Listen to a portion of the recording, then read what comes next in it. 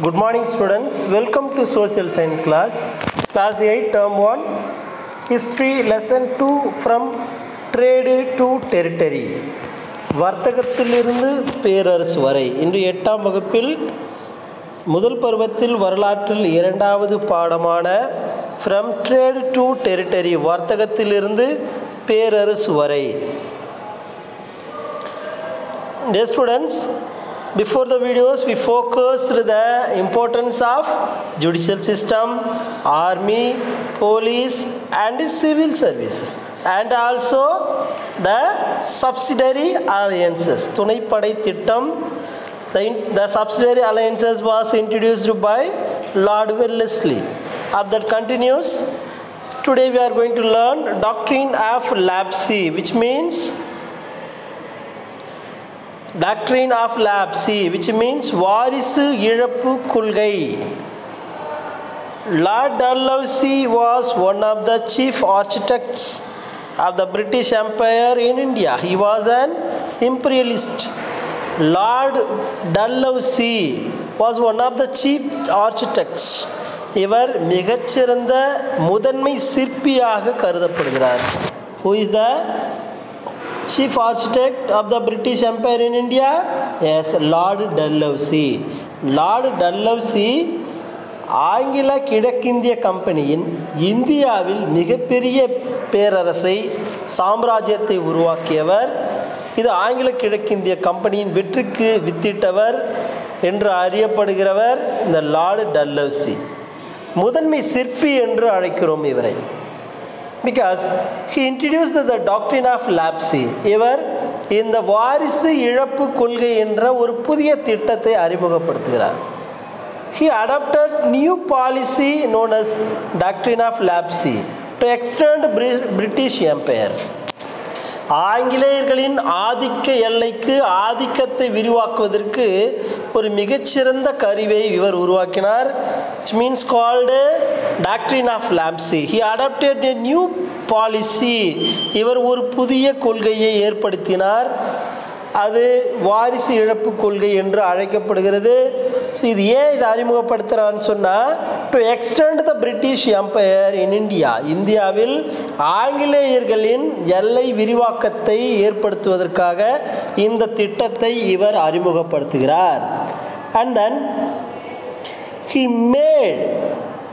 he made use of this precedent and declared in 1848 that if the native rulers adopted children without the prior permission of the company. So he made the use of this precedent and declared in 1848 1848 ஒரு அறிக்கையை இவர் வெளியிடுகிறார். இது இவரால் உருவாக்கப்பட்டது. So இது எந்த அறிவிப்பு வெளியிடுறாரு? If the native rulers adopted children, இந்த சுதேச மன்னர்கள் யாராவது குழந்தை இல்லாத சுதேச மன்னர்கள், வாரிசு இல்லாத சுதேச மன்னர்கள் தங்களுடைய வாரிசை தேர்ந்தெடுப்பதற்கு குழந்தையை தத்தெடுத்து கொண்டால், அடாப்டட் தத்தெடுத்து கொண்டால், without the prior permission of the company, ஆங்கிலேயர்களின் ஒத்துழைப்போடு அனுமதியோடு தான் தத்தெடுத்து கொள்ள வேண்டும் என்று வலியுறுத்தப்பட்டது. And only the personal properties of the rulers, அப்படி தத்தெடுத்து கொள்ளலாம். அப்படி தத்தெடுத்து கொண்டால் the only personal properties, அந்த மன்னருடைய முக்கியமாக பர்சனலாக அவருடைய சொந்த பொருட்கள், வீட்டில் இருக்கக்கூடிய பொருட்கள் மட்டுமே அந்த குழந்தைகளுக்கு சொந்தமாக முடியும். would go to the adopted sons and the kingdoms would go to the British paramount power. அந்த குழந்தைக்கு எதெல்லாம் போகும் பாருங்கள். would go to the adopted sons, எதெல்லாம் போகும்? the properties of the rulers, அவருடைய உடைமைகள், பொருட்கள், அது மட்டும்தான் அந்த குழந்தையை அனுபவிக்க முடியும். ஸோ அந்த அரசு, the kingdoms, அந்த அரசு அல்லது அரசாட்சி, would go to the British paramount power. அது ஆங்கிலேயரின் வசம் செல்ல வேண்டும் என்று வலியுறுத்தப்பட்டது. This policy known as the doctrine of lapse, which means வாரிசு இழப்பு கொள்கை. எந்த ஒரு மன்னர் வாரிசு இன்று இருக்கிறாரோ அவர் எந்த குழந்தையும் தத்தெடுத்து கொள்ளக்கூடாது. அப்படி தத்தெடுத்து கொள்ள வேண்டும் என்றால் ஆங்கிலேயர்களின் அனுமதியோடு தத்தெடுத்து கொள்ள வேண்டும். அப்படி ஆங்கிலேயரின் அனுமதியோடு தத்தெடுத்து கொண்டாலும் அந்த மன்னரின் ப்ராப்பர்ட்டி பொருட்கள் மட்டுமே அந்த குழந்தைகளுக்கு சொந்தமாக முடியும். அவருடைய ஆட்சி பகுதி முழுவதும் ஆங்கிலேயர்களுக்கு உரிமையாக நேரிடும் என்பதே இந்த கொள்கையின் முக்கியமான ஃபியூச்சர்ஸாக கருதப்படுது. This principle was called the doctrine of lapse. இந்த கொள்கைகளை வாரிசு இழப்பு கொள்கை என்று அழைக்கப்படுகிறது. It was bitterly opposed by the Indians. இது இந்திய மன்னர்களால் இந்திய சுதேச மன்னர்கள் கடுமையாக எதிர்க்கிறார்கள். And it was one of the root causes for the great revolt of 1857. இந்தியாவில் 1857ஆம் ஆண்டு மிகப்பெரிய புரட்சி ஏற்பட்டது. அந்த புரட்சிக்கு இதுவும் ஒரு முக்கியமான காரணமாகவே கருதப்படுகிறது. Yes, students, and then by applying the doctrine of lapse policy, அந்த வாரிசு இழப்பு கொள்கையை அறிமுகப்படுத்திய பிறகு எந்தெந்த பகுதிகளில் அவங்க அந்த ஆங்கில கிழக்கிந்திய கம்பெனி தன் நாட்டோடு இணைத்து கொண்டார்கள். Dalhousie annexed Satara in 1848. 1847 Dalhousie தன் நாட்டோடு இணைத்து கொண்டார். அதாவது ஆங்கில கிழக்கிந்திய கம்பெனியோடு சில பகுதிகளை இணைத்து கொண்டது. சதாரா ஃபஸ்ட்டு, ஜெய்ப்பூர் அண்ட் சம்பல்பூர் இன் 1849. 1849 ஜெய்ப்பூர் சம்பல்பூரை தன் ஆட்சி பகுதியோடு இணைத்துக் கொள்கிறார். பாக்தாத் இன் 1850. 1850 பாக்தாத்தை இணைத்துக் கொள்கிறார். உதய்பூர் இன் 1852.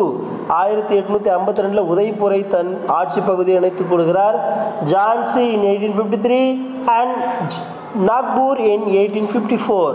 1854 நாக்பூர் பகுதியையும் 1853 ஜான்சி பகுதியையும் தன்னுடைய கட்டுப்பாட்டின் கீழ் கொண்டு வருகிறார். And then factors for the success of the British. அந்த ஆங்கிலேயர்களின் வெற்றிக்கான அல்லது ஆங்கிலேயர்கள் வெற்றி பெற்றதற்கான காரணங்கள் என்னென்ன காரணங்கள் இருக்குது? த கிரேட்டர் நேவல் பவர், கடல் வலிமை ஆதிக்கம் செலுத்தியவர்களாக இருந்தார்கள். அது ஒரு முக்கிய காரணம். டெவலப்மெண்ட் ஆஃப் டெக்ஸ்டைல்ஸ், அது மட்டும் கிடையாது, நெசவு தொழில் அவர்களுடன் நிறைய இருந்தது.